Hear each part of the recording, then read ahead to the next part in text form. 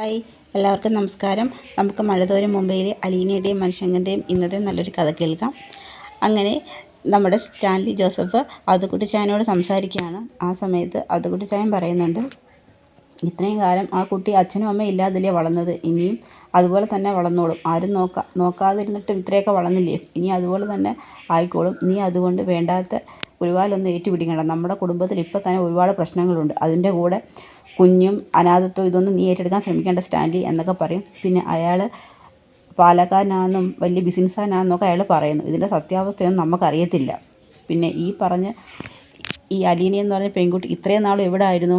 ആ കുഞ്ഞിനെക്കുറിച്ച് അയാൾ ഒരു സുപ്രഭാതത്തിൽ വന്ന് പറയുന്നു നിൻ്റെ മകളാണെന്ന്. ഇതിന് തെളിവുകളൊന്നും ഇല്ലല്ലോ എന്നൊക്കെ പറയും. അങ്ങനെ അതറിഞ്ഞുകൊണ്ട് സ്റ്റാൻലി ജോസഫ് ബാലേന്ദ്രനെ വിളിക്കുന്നുണ്ട്. അങ്ങനെ ബാലേന്ദ്രനോട് സംസാരിക്കുകയാണ്. ആ സമയത്ത് ബാലചന്ദ്രനോട് സ്റ്റാൻലി ചോദിക്കുന്നുണ്ട്, അവൾ 23 വർഷം ഒരു അനാഥാലയത്തിലാണെന്ന് നിങ്ങൾ പറഞ്ഞിട്ടുണ്ടായിരുന്നു. പക്ഷേ അവൾ എൻ്റെ മകളാണെന്ന് തെളിയിക്കുന്ന എന്തെങ്കിലും രേഖകളുണ്ടോ എന്നൊക്കെ ബാലേന്ദ്രനോട് ചോദിക്കുമ്പോൾ ബാലേന്ദ്രൻ പറയുന്നുണ്ട്, അവൾ നിങ്ങളുടെ മകളാണെന്ന് മാത്രമേ എനിക്കറിയത്തുള്ളൂ. ഞാൻ അലീനയെ കണ്ടിട്ട് 6 മാസമേ ആയുള്ളൂ. നിങ്ങളുടെ മകളാണ് അലീന എന്നറിഞ്ഞത് കേവലം 2 മാസങ്ങൾക്ക് മുമ്പാണ്.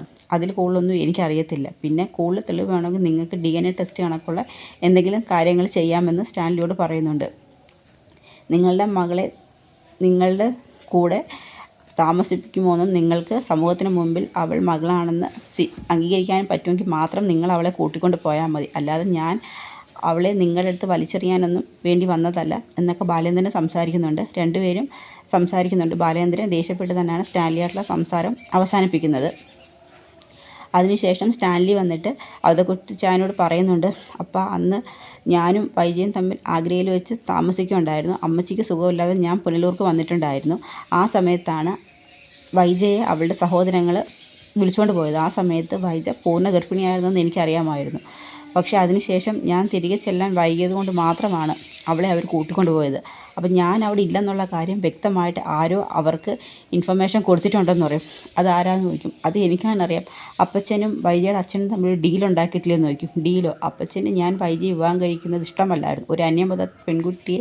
ഒരു അന്യമതസ്ഥകാരിയായ പെൺകുട്ടിയെ ഞാൻ വിവാഹം കഴിക്കുന്നത് അപ്പച്ചന് തീരെ താല്പര്യമില്ലായിരുന്നു. അല്ലെങ്കിൽ അവൾ ഇന്ന് എൻ്റെ ഭാര്യയായിട്ട് എൻ്റെ കൂടെ കണ്ടേന്ന് പറയും. എനിക്കത് തീരെ താല്പര്യമില്ലായിരുന്നു. അതുപോലെ തന്നെ ആയിരുന്നല്ലോ അവളുടെ അച്ഛനും. അവർക്ക് ഒരു അന്യജാതിയിൽപ്പെട്ടൊരു പയ്യനെ സ്വന്തം മകളെ കൊണ്ട് വിവാഹം കഴിക്കാൻ അവർക്കും താല്പര്യമില്ലായിരുന്നു പറയും. അപ്പം ഞാൻ അവിടെ ഇല്ല എന്നുള്ള കാര്യം ആരാ അവരെ അറിയിച്ചതെന്ന് ചോദിക്കും. അത് അങ്ങനെ അറിയിപ്പിച്ചൊന്നുമല്ല. എന്നെ പുനലൂർക്ക് വന്നപ്പം വൈജയുടെ അച്ഛൻ എന്നെ വന്ന് കണ്ടിരുന്നു. അപ്പോൾ എൻ്റെ അടുത്ത് വിളിച്ച് ചോദിച്ചു, സ്റ്റാൻലി ഇപ്പോൾ എവിടെ ഉണ്ടെന്ന് ചോദിച്ചപ്പോൾ ഞാൻ പറഞ്ഞു, മോളമ്മയ്ക്ക് സുഖമില്ലാതെ വീട്ടിലുണ്ട്. ആ സമയത്ത് സ്റ്റാൻലി അവിടെ വന്നിട്ടുണ്ടെന്ന് പറഞ്ഞു. അപ്പോൾ ആ സമയം നോക്കി അവർ വീട്ടിൽ വന്ന് വൈജയെ പിടിച്ചുകൊണ്ട് പോകുന്നൊന്നും എനിക്കറിയത്തില്ലായിരുന്നെന്ന് പറയും. അപ്പം നിങ്ങളെല്ലാവരും കൂടി ഒത്തുകളിച്ചാൽ എന്നെ വൈജയും തമ്മിൽ പിരിച്ചേരുന്ന് നോക്കും. നീ എന്തൊക്കെയാണ് സ്റ്റാൻലി പറയുന്നത്? അതിനുശേഷം എനിക്കൊരു ആക്സിഡൻ്റ് ഉണ്ടായി. എൻ്റെ കൂടെ ജോലി ചെയ്തിരുന്ന എൻ്റെ സുഹൃത്ത് ജോർജാണ് അന്ന് ആക്സിഡൻറ്റിൽ പെട്ട് മരിച്ചത്. ഞാൻ മാസങ്ങളോളം കോമ സ്റ്റേജിലായിരുന്നു. അതിനുശേഷം ഞാൻ ആ കേസിനെക്കുറിച്ച് അന്വേഷിക്കാൻ അപ്പച്ചനോട് എത്ര തവണ പറഞ്ഞതാണ്. അപ്പച്ചൻ അതിന് മുൻകൈ എടുത്തിരുന്നെങ്കിൽ ഇന്ന് ആ മരണത്തിന് പിന്നിലുള്ളവരെ സമൂഹത്തിന് മുന്നിൽ കൊണ്ടുവരാമെന്ന് പറയും. എടാ, ആ സമയത്ത് വണ്ടി അറിയത്തില്ല, രാത്രി സമയം. അപ്പോൾ അതുകൊണ്ടൊക്കെ ആ കേസിൻ്റെ പുറമെ നമ്മൾ പോവാതിരുന്നത്. പോലീസുകാർ അന്വേഷിച്ചിട്ട് ഒരു തുമ്പും കിട്ടിയില്ല. പിന്നെ ആ സമയത്ത് ഞങ്ങൾക്ക് നിൻ്റെ ജീവനായിരുന്നു വലുത്. കേസിൻ്റെ പുറകെ പോയാൽ നിനക്ക് എന്തെങ്കിലും സംഭവിക്കുന്നുള്ള പേടി ഞങ്ങൾക്കുണ്ടായിരുന്നു പറയും. എല്ലാവരും ചേർന്ന് എൻ്റെ ജീവിതം നശിപ്പിക്കുമായിരുന്നു എന്നൊക്കെ അതുകുട്ടിച്ചായനോട് സ്റ്റാൻലി പറയുന്നുണ്ട്. എന്തായാലും എനിക്ക് ഒരു കാര്യം ഉറപ്പാണ്, ആ മേനോൻ കള്ളം പറയത്തില്ല. ഞാൻ വൈജയെ ആഗ്രയിൽ നിന്ന് പോരുന്ന സമയത്ത് വൈജ എൻ്റെ കുഞ്ഞിന് 8 മാസം വയറ്റിലെണ്ണയായിരുന്നു. അതിനുശേഷം അവൾ ആ കുഞ്ഞിനെ പ്രസവിച്ചു എന്നുള്ളത് എനിക്കറിയത്തില്ലായിരുന്നു. പക്ഷേ ആ കുഞ്ഞായിരിക്കും ഇപ്പോൾ ബാലചന്ദ്രൻ്റെ വീട്ടിൽ ജോലിക്ക് നിൽക്കുന്ന അലീന എന്ന പെൺകുട്ടി. എന്തായാലും എനിക്കിതിൻ്റെ സത്യം അറിഞ്ഞേ പറ്റത്തുള്ളൂ. അതേക്കുറിച്ച് ഞാൻ പറഞ്ഞിട്ട്, സ്റ്റാൻലി, ഞാൻ പിന്നെയും നിൻ്റെ അടുത്ത് പറയും, നീ വെറുതെ പള്ളിക്കെട്ട് കേസൊന്നും എടുക്കണ്ട. നീ ഇതിൻ്റെയൊന്നും പുറമെ അന്വേഷിച്ച് പോകേണ്ട കാര്യമില്ല. അന്വേഷിച്ച് പോയെങ്കിലല്ലേ ഇതിൻ്റെ സത്യാവസ്ഥ എനിക്ക് അറിയാൻ പറ്റത്തുള്ളൂ എന്ന് പറഞ്ഞുകൊണ്ട് അതേക്കുറിച്ച് തീർത്ത് പറയുന്നു, ഞാൻ ഇതിൻ്റെ സത്യാവസ്ഥ അന്വേഷിക്കുക തന്നെ ചെയ്യുമെന്ന് പറയും. അങ്ങനെ ബാലേന്ദ്രനെ കാണാനായിട്ട് സ്റ്റാൻലി തീരുമാനിക്കുകയാണ്. അങ്ങനെ രാവിലെ ബാഗൊക്കെ എടുത്തുകൊണ്ട് കാറിൻ്റെ അടുത്തോട്ട് വരുന്നുണ്ട്. ആ സമയത്ത് ആൻ്റപ്പനോട് പറയുന്നുണ്ട്, ആൻ്റപ്പൻ ബാഗ് എന്നൊക്കെ പറയും. അങ്ങനെ ബാഗൊക്കെ എടുത്തുകൊണ്ട് പറയും, ആരും കൂടെ വരണ്ട, ഞാൻ സെൽഫ് ഡ്രൈവ് ചെയ്ത് പൊയ്ക്കോളാം എന്ന് പറയും. അങ്ങനെ സ്വന്തമായിട്ട് തന്നെ ഡ്രൈവ് ചെയ്ത് പോവുകയാണ്. അതിനുശേഷം നമ്മുടെ നെടുമ്പുരയ്ക്കൽ വീട്ടിൽ ബാലചന്ദ്രൻ രാവിലെ ഓഫീസിലോട്ട് പോകാനൊക്കെ റെഡിയാവുകയാണ്. സാധാരണ നമ്മുടെ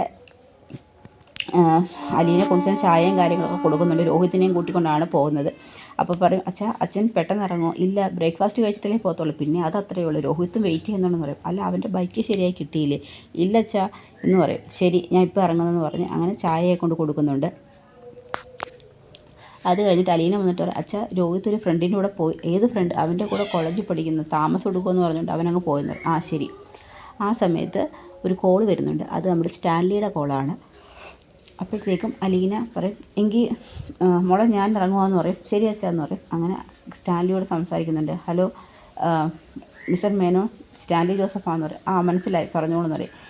ഞാനിപ്പം പാലിലേക്ക് ഓൺ ദ വേ ആണ്, എനിക്ക് താങ്കളെ ഒന്ന് കാണണം എന്ന് പറയും. ഇവിടെ ഞാൻ ഇപ്പോൾ ഓഫീസിലോട്ട് പോകാൻ ഇറങ്ങി, ഞാൻ അങ്ങോട്ട് വരാം. അത് വേണ്ട, ഞാനൊരു ഹോട്ടലിൽ റൂം എടുക്കാം, അതിനുശേഷം താങ്കളെ വിളിച്ചറിയിക്കാമെന്ന് പറയും. ശരി, അങ്ങനെ ആവട്ടെ. ഞാൻ താങ്കളെ കാണുന്നതോടെ താങ്കൾക്ക് എന്തെങ്കിലും ബുദ്ധിമുട്ടുണ്ടോ? ഒരു ദിവസം ഞാൻ ഒന്നും നിങ്ങളുടെ പെർമിഷൻ ചോദിക്കാതില്ലേ നിങ്ങളുടെ വീട്ടിലോട്ട് വന്നത്. യു ആർ വെൽക്കം എന്ന് പറയും. അങ്ങനെ കോൾ അവസാനിപ്പിക്കുകയാണ്. അതിനുശേഷം നമ്മുടെ ബാലേന്ദ്രൻ കാറിനടുത്തോട്ട് വരുന്നുണ്ട്. കാറിനടുത്തോണ്ട് വരുന്ന സമയത്ത് അവർ, മോളെ അലീനെ, എന്താ വെച്ചാൽ, അല്ല ഞാൻ ഡോറ് പൂട്ടിയിട്ടുണ്ടോ എന്ന് എനിക്കൊരു സംശയം, മോളൊന്ന് പോയി നോക്കാൻ പറയും. അല്ല, സാധാരണ അച്ഛൻ റൂമിൻ്റെ വാതിൽ പൂട്ടുന്നതല്ലല്ലോ. അല്ല, എന്തോ ഒരു സംശയം. അച്ഛൻ ഓക്കെ ആണോ? ഞാൻ ഓക്കെയാണ്, എനിക്ക് കുഴപ്പമൊന്നുമില്ല. എന്ത് പറ്റും മോളെ?